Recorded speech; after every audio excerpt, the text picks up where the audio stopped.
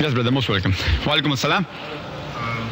If we read the modern history of Islam, let's say, for example, from the time... No problem. I'll repeat the question. You can say, brother. From the time of the British conquest of Egypt, it seems that during the colonial period, Muslims did a better job of organization and educating one another with less technology than they do today. Can you possibly explain why this is? Well, the brother has asked the question that in modern history, for example, Egypt, he said.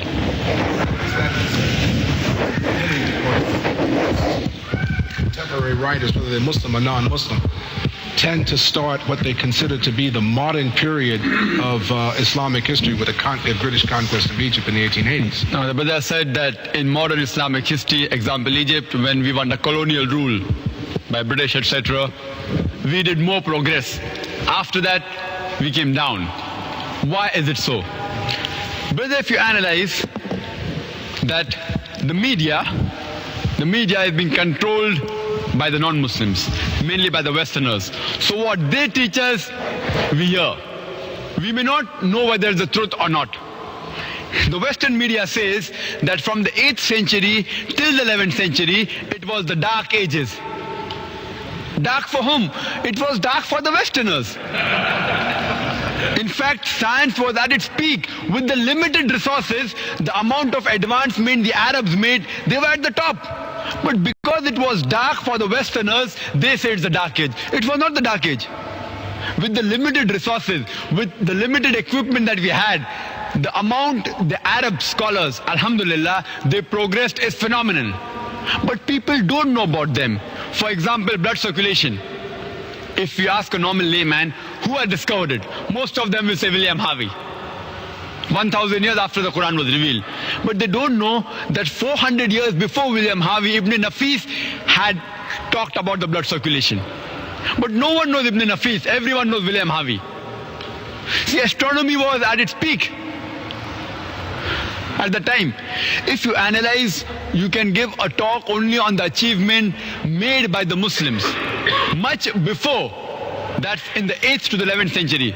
For example, Al-Idrusi, he drew the map of the world in 1154, when people thought the world was flat. Everyone knows Pythagoras' theorem. Who discovered it? Al-Ibtusi. That the square of the hypotenuse of a triangle is equal to the sum of the other two sides of the triangle. Who discovered it? Who knows about Al-Kindi? Al-Kindi, he was a famous philosopher as well as astronomer. When people like Descartes and Newton and Galileo said that all physical laws are absolute, Al-Kindi said that it was relative. Later on, Albert Einstein, he took the theory of Al-Kindi and did more research and talked about the theory of relativity. He got a Nobel Prize. Everyone knows about Albert Einstein, no one knows about Al-Kindi. Muhammad, Shakir, Ahmad, these three brothers, they set the exact surface area of the earth by measuring a degree at the Red Sea. No one knows about them. In chemistry, if you know Jabir ibn Hayyan, known as Geber by the Western world, he wrote 2,000 pages on chemistry. He discovered alcohol. Alcohol is the Arabic word coming from al-gul, meaning spirit. Same with Muhammad Zakir Naik. He was an authority in the disease of smallpox and measles. Ibn Sina, known as the Aristotle of the East, he wrote 2 volumes, The Disease and the Cure. We were very much advanced, but because the media is in their hand, we don't know about it.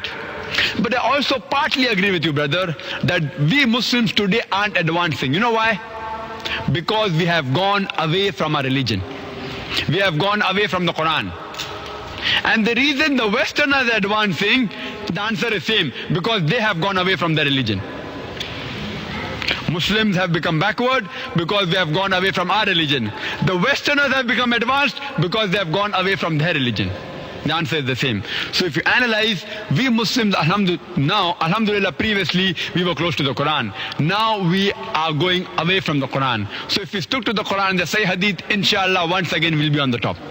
Hope that answers the question.